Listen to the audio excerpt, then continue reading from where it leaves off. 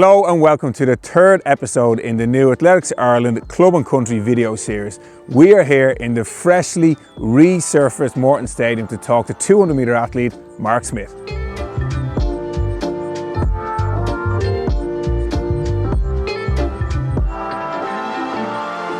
Mark, we're here in Morton Stadium. It's been recently updated, new surface. It's looking amazing. This is your home turf. This is where you do a lot of your workouts. So when you look out here, what does it say to you? It's definitely a bit of pride.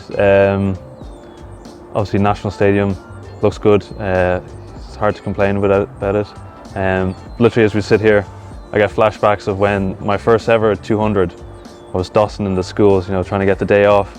And literally, my coach walked up these steps, and I was eating a ham and cheese roll from the centre down the road, and she gave out to me because they were all lining up, and I was meant to be over there. And I was like, oh god. Someone gave me their spikes. I hopped down and I won it, and it's been history since, right? Like there's been no turning back, no second guessing. So yeah, it's nice to be here anyway. Yeah. And was it always athletics when you were eating that ham roll or chicken roll, whatever it was? Are you thinking, oh, I don't want to be here, or was this a sport that you kind of thought, you know what, I enjoy this? Not at that time anyway. At first, I was definitely more into the likes of GA, did a bit of like swimming. When I started out in athletics, I didn't really see myself ever taking it on seriously. Like I did a bit of cross country, but like I would actually finish dead last in the race. So definitely unexpected to actually still be here. Yeah. It's obviously a little bit in your family. Your mum Mary runs quite a lot. Yeah. And Rahini Shamrocks, obviously you're with them. Mm-hmm. Was that, always around you growing up? There was. My dad would have ran as well. It wasn't anyway forced on me. It was almost they did their thing. I enjoyed the GA, enjoyed football. Influence was always subtly there. Yeah. And then obviously get involved in Rahini, and obviously then kind of onto Ireland. Can you remember your first time wearing the green vest? Yeah, actually just finished my leaving cert. I flew off that day to go to team championships. It was in Finland, I think in 2017.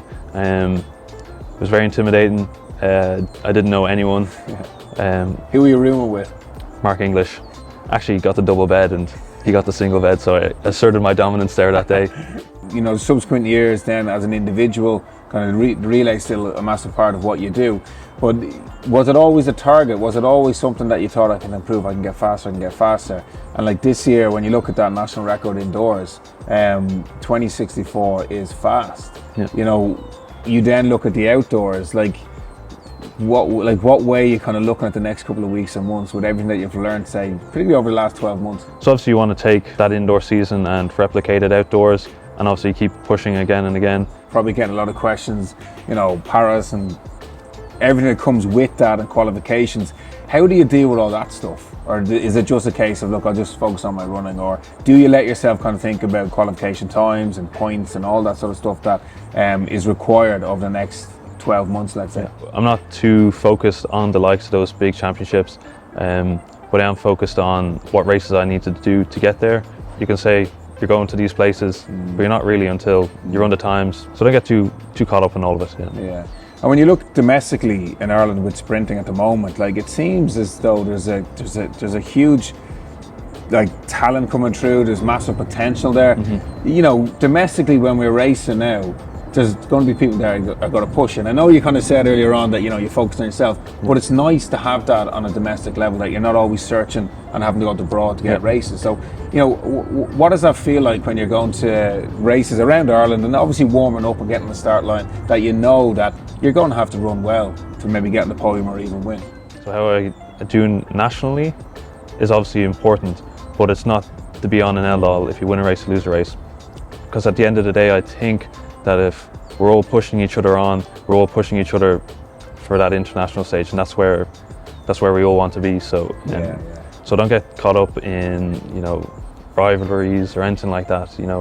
Let's all run fast, push each other, because at the end of the day, that's how we all benefit from it. Yeah, a rising tide lifts all boats, and again, from a team perspective and a relay perspective, that's what you need. So again, kind of looking over here, okay, a brand new track, nice and clean. It must just give you so much excitement to get on that track and kind of see what you can do.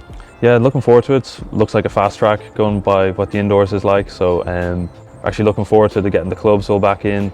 It's been having that community every night. There's kids running around for their first time, and now lads like yourself doing laps. Like it's Plenty of laps these days, yeah.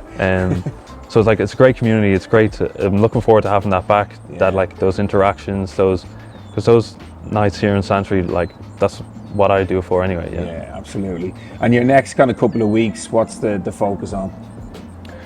So European Games, that'll be the big one.